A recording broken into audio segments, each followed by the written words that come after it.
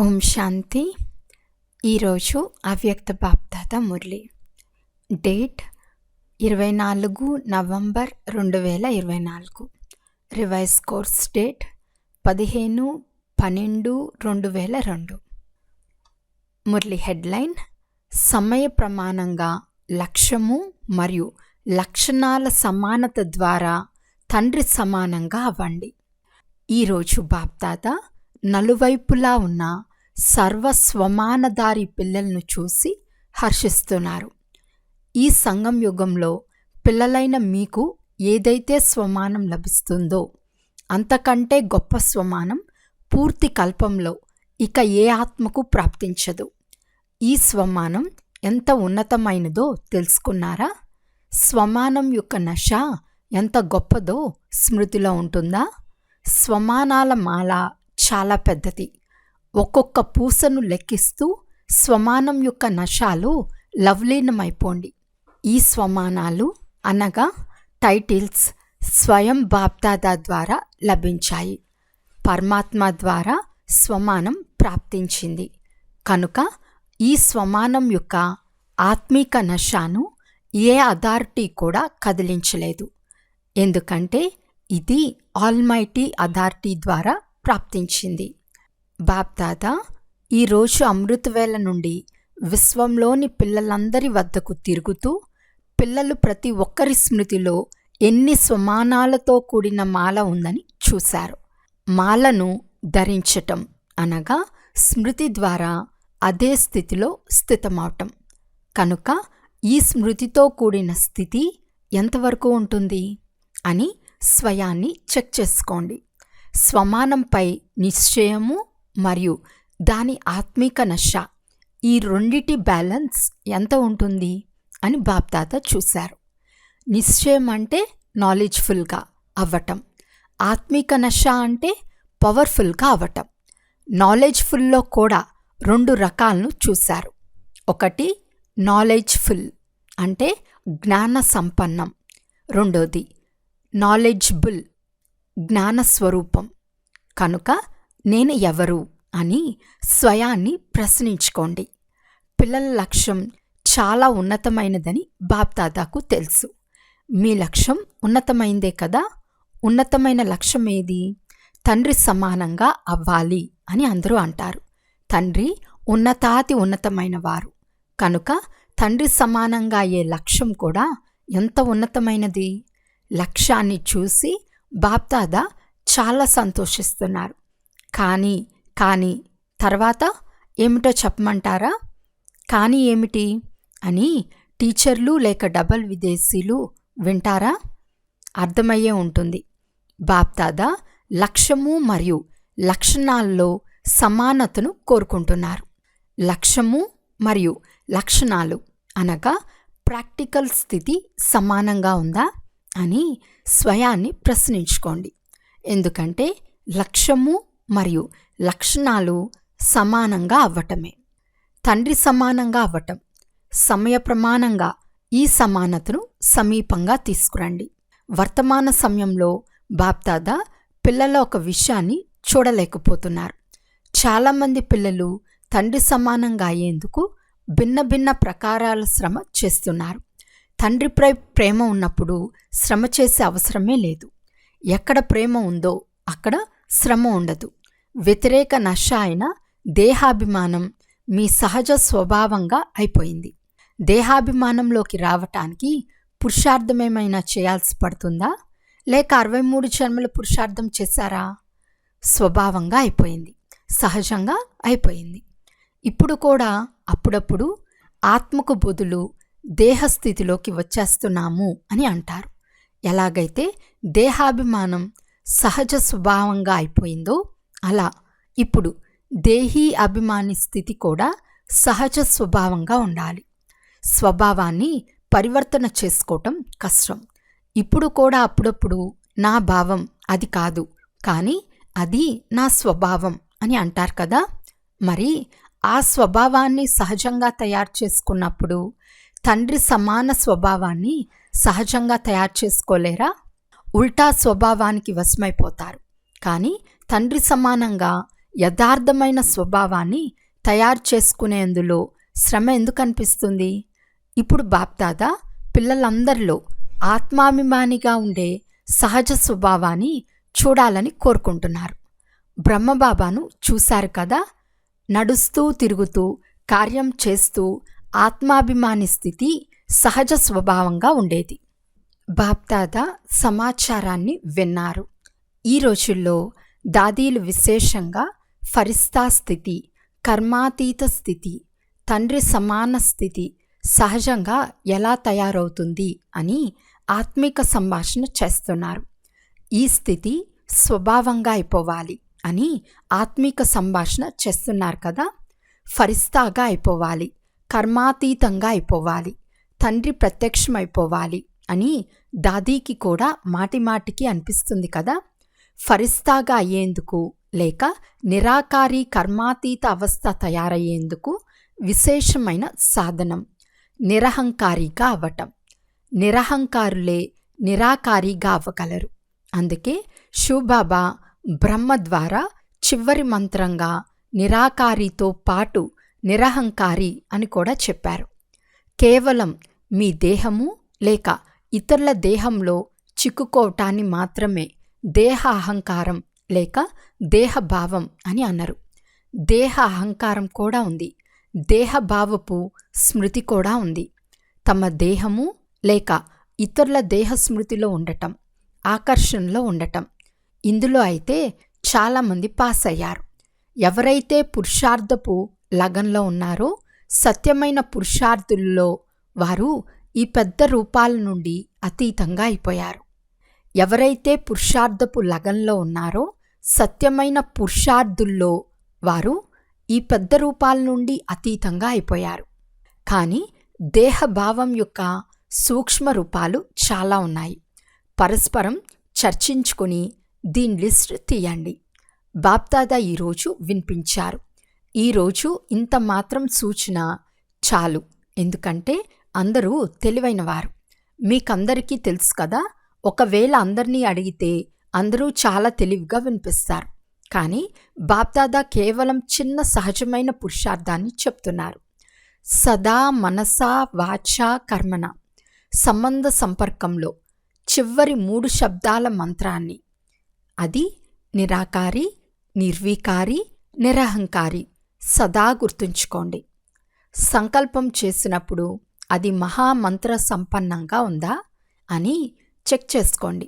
అలాగే మాటలు కర్మలు అన్నిట్లో కేవలం ఈ 3 శబ్దాలను గుర్తుంచుకోండి మరియు సమానతను తీసుకురండి. ఇది సహజమే కదా.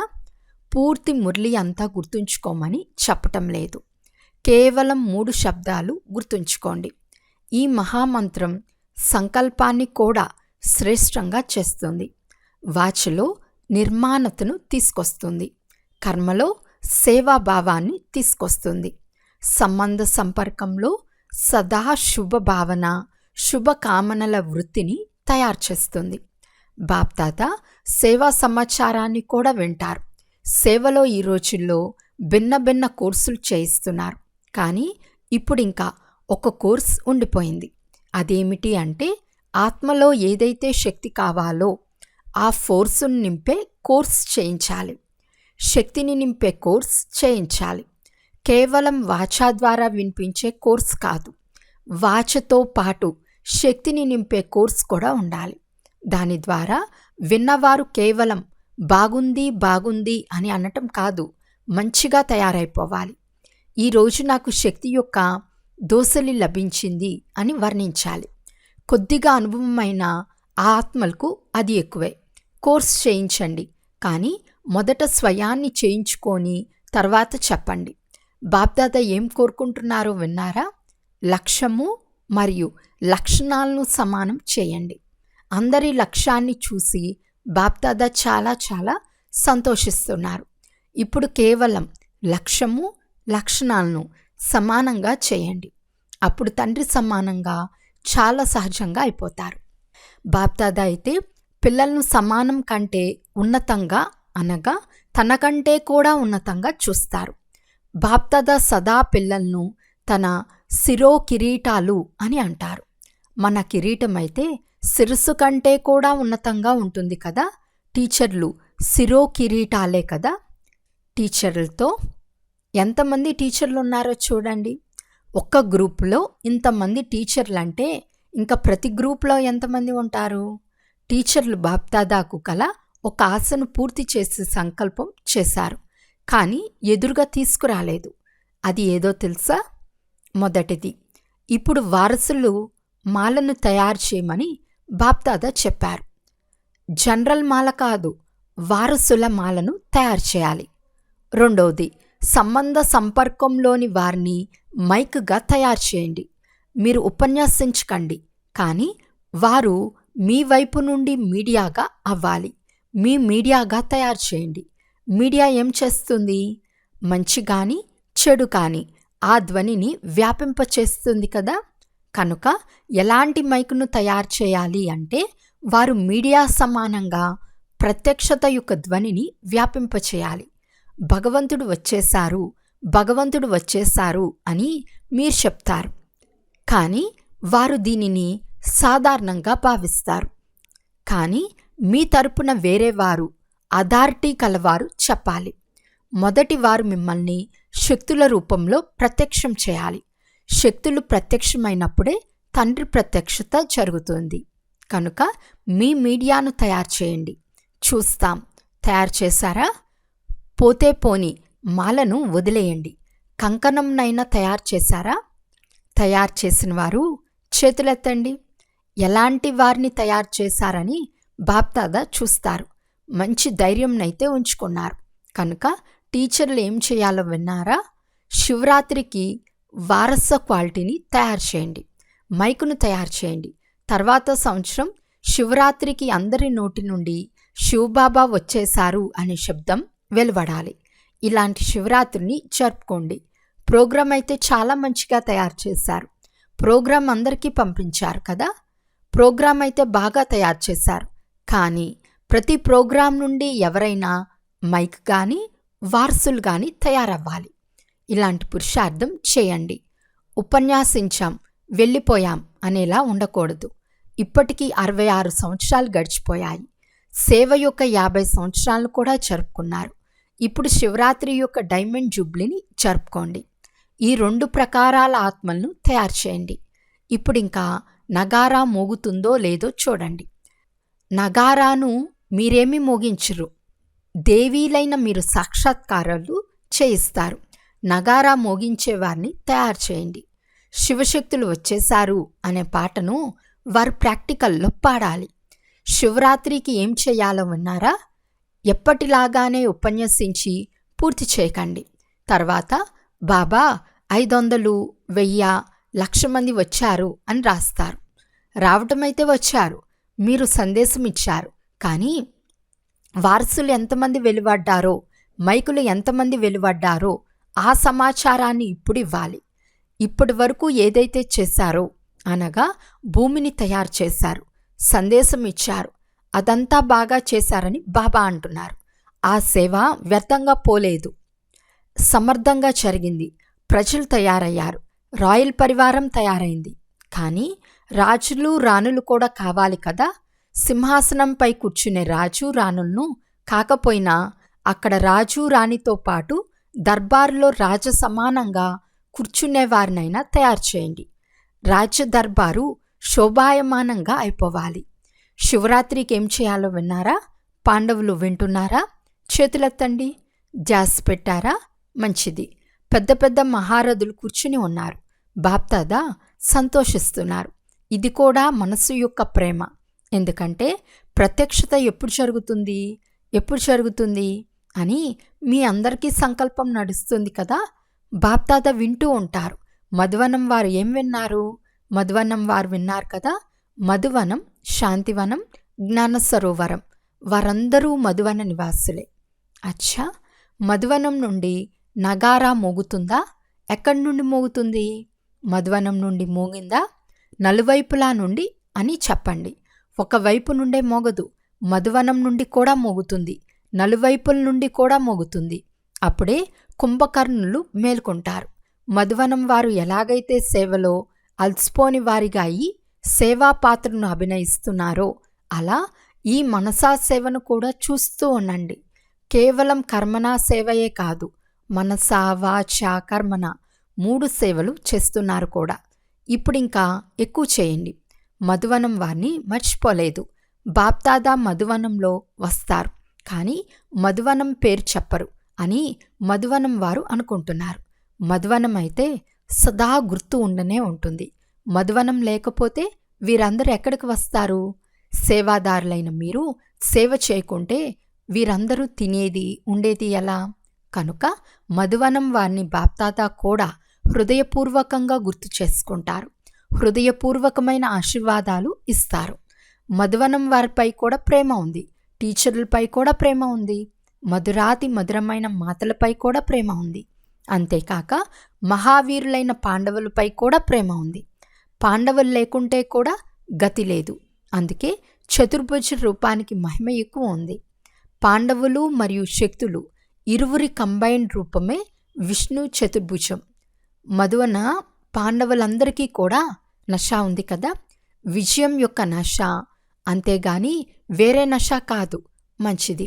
పాండవ భవనంలో మెజారిటీ పాండవులు ఉన్నారు. పాండవులు లేకుంటే మీ అందరికీ మధువనంలో మజా రాదు. కనుక బలిహారం అంటే మధువనం వారిదే. వారు మిమ్మల్ని ఆనందంలో ఉంచుతారు, తినిపిస్తారు మరియు ఎగిరిస్తారు. ఈరోజు బాప్దాదాకు మధువనవాసులు అమృతవేళ నుండి గుర్తుకొస్తున్నారు. ఇక్కడ ఉన్నా, పైన కూర్చుని ఉన్నా, ఇక్కడ ఏదైనా డ్యూటీలో ఉన్నా కానీ మధువనవాసులందరికీ బాప్దాదా అమృతవేళ నుండి స్మృతుల్ని ఇచ్చారు. అచ్చా, బాప్దాదా ఇచ్చిన ఆత్మీక ఎక్సర్సైజ్ను రోజంతట్లో ఎన్నిసార్లు చేస్తున్నారు మరియు ఎంత సమయంలో చేస్తున్నారు? నిరాకారి మరియు ఫరిస్తా, తండ్రి మరియు దాదా. ఇప్పుడిప్పుడే నిరాకారి, ఇప్పుడిప్పుడే అవ్యక్త ఫరిస్తా స్వరూపం. రెండిట్లో దేహభావం ఉండదు. కనుక దేహభావం నుండి అతీతంగా వెళ్ళాలి అంటే ఈ ఆత్మీక ఎక్సర్సైజ్ను కర్మ చేస్తూ మీ బాధ్యతను నిభాయిస్తూ కూడా 1 సెకండ్లో అభ్యాసం చేయగలరు. ఇది ఒక సహజ అభ్యాసంగా అయిపోవాలి. ఇప్పుడిప్పుడే నిరాకారి, ఇప్పుడిప్పుడే ఫరిస్తా. బాప్దాదా డ్రిల్ చేయించారు. ఈ విధంగా నిరంతర భవ నలువైపులా బాప్దాదా స్మృతిలో మగ్నమై ఉండేవారికి తండ్రి సమానంగా అయ్యే లక్ష్యాన్ని లక్షణాల్లో సమానంగా చేసుకునేవారికి, ఎవరైతే మూలమూలల్లో సైన్స్ సాధనాల ద్వారా పగలు లేదా రాత్రి మేల్కొని కూర్చున్నవారికి బాప్దాదా ప్రియస్మృతులు, శుభాకాంక్షలు మరియు హృదయపూర్వక ఆశీర్వాదాలను ఇస్తున్నారు. అందరి హృదయంలో ఈ సమయంలో హృదయాభిరాముడైన తండ్రి స్మృతి ఇమిడి ఉందని బాప్దాదాకు తెలుసు. మూలమూలల్లో కూర్చుని ఉన్న పిల్లలు ప్రతి ఒక్కరికి బాప్దాదా వారి వ్యక్తిగత పేరుతో ప్రియస్మృతులను ఇస్తున్నారు. పేర్ల మాలను జపిస్తే రాత్రి పూర్తయిపోతుంది. బాప్దాదా పిల్లలందరికీ స్మృతినిస్తున్నారు. భలేవార్ పురుషార్థంలో ఏ నంబర్లో ఉన్నా కానీ బాప్దాదా సదా పిల్లల ప్రతి ఒక్కరి శ్రేష్ఠ స్వమానానికి ప్రియస్మృతులను ఇస్తున్నారు మరియు నమస్తే చేస్తున్నారు. ప్రియస్మృతుల్ని ఇచ్చే సమయంలో నలువైపులా ఉన్న ప్రతి పుత్రుడు బాప్దాదా ఎదురుగా ఉన్నారు.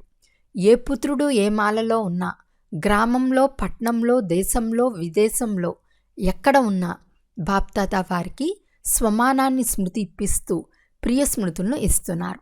అందరూ ప్రియస్మృతులకు అధికారులే, ఎందుకంటే బాబా అని అంటున్నారు. కనుక ప్రియస్మృతులకు అధికారులుగా అయినట్లే. సన్ముఖంలో ఉన్న మీ అందరినీ కూడా బాప్దాదా స్వమాన మాలధారి స్వరూపంలో చూస్తున్నారు. అందరికీ తండ్రి సమాన స్వమాన స్వరూపంలో ప్రియస్మృతులు మరియు నమస్తే. బాప్దాదాకి పిల్లలందరి తరపు నుండి ప్రియస్మృతులు మరియు నమస్తే నమస్తే నమస్తే. దాదీజీతో బాగైపోయారు.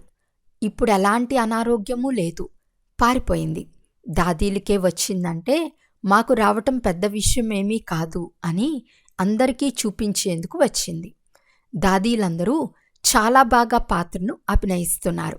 బాప్దాదా అందరి పాత్రను చూసి సంతోషిస్తున్నారు. నిర్మల్ శాంత దాదీతో, మీరు ఆదిరత్నం కదా, అనాది రూపంలో కూడా నిరాకార తండ్రికి సమీపంగా తోడుగా ఉన్నారు. ఆది రూపంలో కూడా రాజ్ దర్బార్లో సాతిగా ఉన్నారు.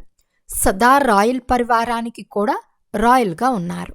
మరియు సంగం యుగంలో కూడా ఆదిరత్నంగా అయ్యే భాగ్యం లభించింది. కనుక మీది చాలా గొప్ప భాగ్యమే కదా. మీరు హాజరు కావటమే అందరికీ వరదానము. మీరు మాట్లాడినా మాట్లాడకపోయినా, ఏమైనా చేసినా చేయకపోయినా మీరు హాజరు కావటమే అందరికీ వరదానము. మంచిది. ఓం శాంతి. బాప్దాదా ఓం శాంతి చెప్పారు. ఈరోజు వరదానము. లౌకిక అలౌకిక జీవితంలో సదా అతీతంగా అయి పరమాత్మ తోడు యొక్క అనుభవం ద్వారా నష్టో మోహాభవ.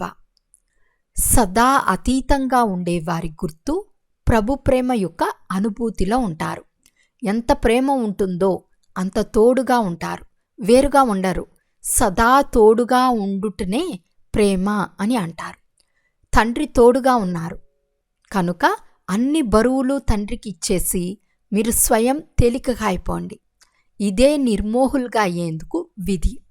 కానీ పురుషార్థం అనే సబ్జెక్ట్లో సదా అనే శబ్దానికి అండర్లైన్ చేసుకోండి. లౌకిక మరియు అలౌకిక జీవితంలో సదా అతీతంగా ఉండండి. అప్పుడే సదా తోడు యొక్క అనుభవం అవుతుంది. స్లోగన్: వికారాల రూపీ సర్పాలను తమ షేయిగా చేసుకుంటే సహజ యోగులుగా అయిపోతారు. అచ్చా. ఓం శాంతి.